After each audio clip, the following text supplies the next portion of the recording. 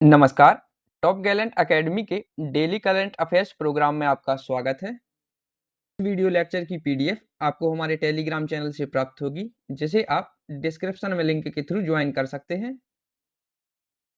आइए जानते हैं आज यानी 27 नवंबर के करंट अफेयर्स अपडेट को। पहली महत्वपूर्ण खबर, जहां भारत ने रियाद डिजाइन कानून संधि के अंतिम अधिनियम पर हस्ताक्षर किए हैं। आइए इसे विस्तार से देखते हैं। भारत ने विश्व बौद्धिक संपदा संगठन यानी WIPO में लगभग 2 दशकों की लंबी बातचीत के बाद रियाद डिजाइन कानून संधि DLT के अंतिम अधिनियम पर हस्ताक्षर कर दिए हैं। इसका उद्देश्य अधिकार क्षेत्र में औद्योगिक डिजाइन संरक्षण की प्रक्रिया को सुगम बनाना, दूसरा पंजीकरण क्षमता और पहुंच में सुधार करना है। इस संधि के मुख्य प्रावधान: समय सीमा में ढील और खोए हुए अधिकारों की बहाली, असाइनमेंट और लाइसेंस रिकॉर्ड की सरलीकरण प्रक्रिया, एक ही आवेदन में कई डिजाइन फाइलिंग। आइए बढ़ते हैं अगली खबर की ओर। केंद्र ने 1.8 करोड़ छात्रों, शोधकर्ताओं और शिक्षकों को लाभ पहुंचाने के लिए वन नेशन वन सब्सक्रिप्शन योजना की शुरुआत की है। इसे संक्षिप्त में ONOS भी कहा जाता है। केंद्रीय मंत्रिमंडल ने one nation one subscription ONOS योजना को मंजूरी दी, जिसके लिए अगले 3 वर्षों के लिए 6,000 करोड़ रुपए आवंटित किए गए। इस योजना का उद्देश्य भारत भर के कॉलेजों, विश्वविद्यालयों, शोध संस्थाओं में छात्रों, शिक्षकों और शोधकर्ताओं के लिए अंतर्राष्ट्रीय शोध लेखों और पत्रिकाओं तक पहुंच आसान करना है। आइए इसका क्रियान्वयन समझ लेते हैं। पत्रिकाओं तक पहुंच इन्फीबीनेट यानी सूचना और पुस्तकालय network, information and library network, जिसे शॉर्ट फॉर्म में इन्फीबीनेट कहा जाता है, द्वारा एक समन्वित राष्ट्रीय सदस्यता के माध्यम से प्राप्त की जाएंगी, जो विश्वविद्यालय अनुदान आयोग यानी UGC के तहत एक स्वायत्त केंद्र है, अर्थात इन्फीबीनेट UGC के अंतर्गत कार्यरत है। इसके तहत एक पोर्टल भी लॉन्च किया गया है। उच्च शिक्षा विभाग द्वारा प्रबंधित एक एकीकृत portal one nation one subscription संस्थानों के लिए 23,000 से अधिक ई पत्रिकाओं तक पहुंच के लिए केंद्रीय बिंदु के रूप में कार्य करेगा। इससे टियर 2 और टियर 3 शहरों के लोग भी शामिल होंगे। इसमें पात्रता की मापदंड केंद्र और राज्य सरकार द्वारा वित्त पोषित उच्च शिक्षण संस्थानों और केंद्रों द्वारा वित्त पोषित अनुसंधान एवं विकास संस्थानों दोनों ही इसके अंतर्गत पात्र होंगे।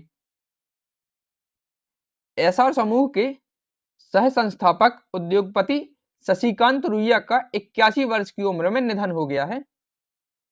विप्रो ने ओमकार निशाल को यूरोप स्ट्रेटेजिक मार्केट यूनियन का CEO नियुक्त किया है। एक अगली महत्वपूर्ण खबर, केंद्रीय मंत्रिमंडल ने 2028 तक अटल इनोवेशन मिशन AIM को जारी रखने के लिए मंजूरी प्रदान की है। आइए इसकी शुरुआत देख लेते हैं। अटल इनोवेशन मिशन 2016 में नीति आयोग के तहत शुरू किया गया था। भारत में नवाचार और उद्यमिता को बढ़ावा देने के लिए यह एक प्रमुख पहल है। अगली खबर, पूर्व मुख्यमंत्री एवं वर्तमान केंद्रीय मंत्री शिवराज सिंह चौहान ने नई चेतना 3.0 के तहत 227 जेंडर रिसोर्स सेंटर का उद्घाटन किया है। आइए इसे विस्तार से समझते हैं। केंद्रीय ग्रामीण विकास मंत्री शिवराज सिंह चौहान ने नई चेतना 3.0 अभियान के तहत 13 राज्यों में 227 जेंडर रिसोर्स सेंटर का उद्घाटन किया। इसका उद्देश्य यह पहल महिलाओं के सामाजिक, आर्थिक, राजनीतिक, शैक्षणिक और सशक्तिकरण पर केंद्रित है। साथ ही लिंग आधारित हिंसा को भी इसमें डील किया जाता है। इस अभियान की समय सीमा 23 दिसंबर 2024 तक रखी गई है। एक अन्य खबर, CCEA ने अरुणाचल प्रदेश में हुओ और टाटो जल विद्युत परियोजना के निवेश को मंजूरी दी है। आर्थिक मामलों की कैबिनेट यानी CCEA ने यह मंजूरी प्रदान की है। आइए अरुणाचल प्रदेश के बारे में कुछ स्टैटिक फैक्ट देख लेते हैं। इसकी राजधानी ईटानगर है। मुख्यमंत्री पेमा खांडू तथा राज्यपाल केवल्य त्रिविक्रम परनायक हैं। एक अगली खबर, केंद्र ने कॉमन बिजनेस आइडेंटिफायर के रूप में पैन 2.0 प्रोजेक्ट को मंजूरी दी है। पैन यानी पैन कार्ड वाला पैन, जिसका फुल फॉर्म होता है परमानेंट अकाउंट नंबर। आइए इसे भी देख लेते हैं। आर्थिक मामलों की कैबिनेट समिति यानी CCEA ने आयकर विभाग की पैन 2.0 परियोजना को 1435 करोड़ के वित्तीय परिव्यय के साथ मंजूरी प्रदान की है। अगली खबर, केंद्रीय शिक्षा मंत्री ने 21वीं सदी के शिक्षकों को सशक्त बनाने के लिए टीचर्स ऐप लॉन्च किया गया है। आइए देखते हैं।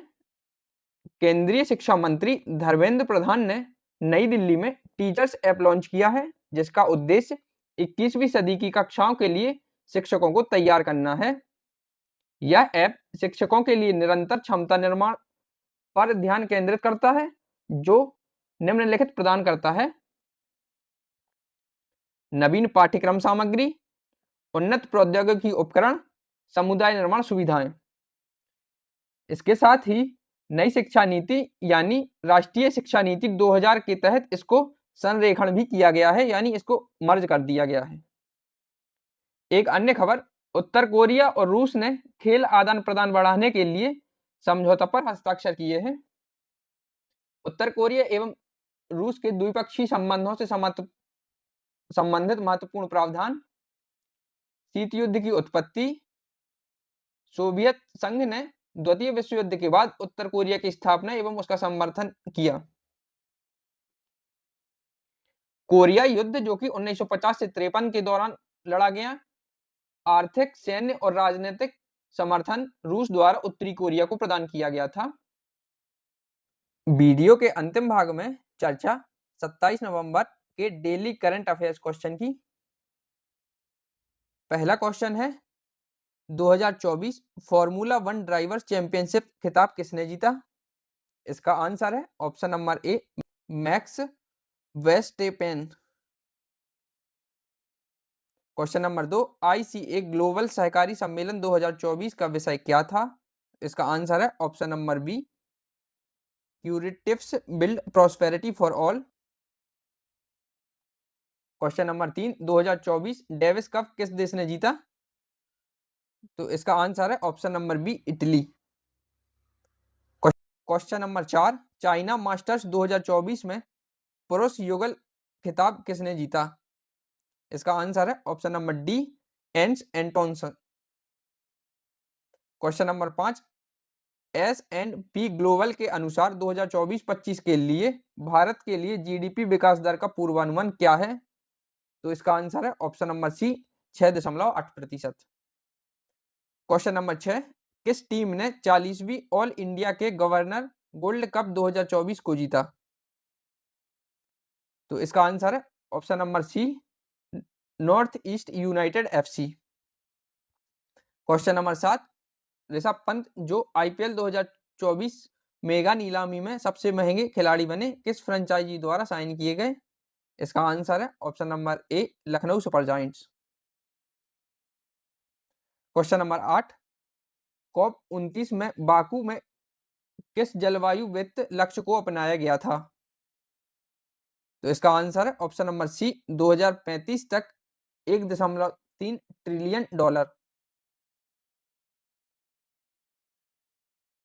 क्वेश्चन नंबर 9, कौन सा बैंक हाल ही में कार्बन अकाउंटिंग फाइनेंशियल PCAF के लिए विश्व स्तर पर मान्यता प्राप्त साझेदारी के लिए एक हस्ताक्षरकर्ता बनाया गया है? तो इसका आंसर है option number A, Punjab National Bank. Question number 10, Times Higher Education interdisciplinary science ranking 2025 में शीर्ष 100 संस्थानों में कितनी भारतीय विश्वविद्यालयों ने स्थान पाया है? ऑप्शन डी 7 इसका सही आंसर होगा। चलिए आज के लिए इतना ही, मिलते हैं अगले वीडियो में। तब तक आप जुड़े रहें टॉप गैलेंट अकेडमी के साथ। धन्यवाद। Have a nice day.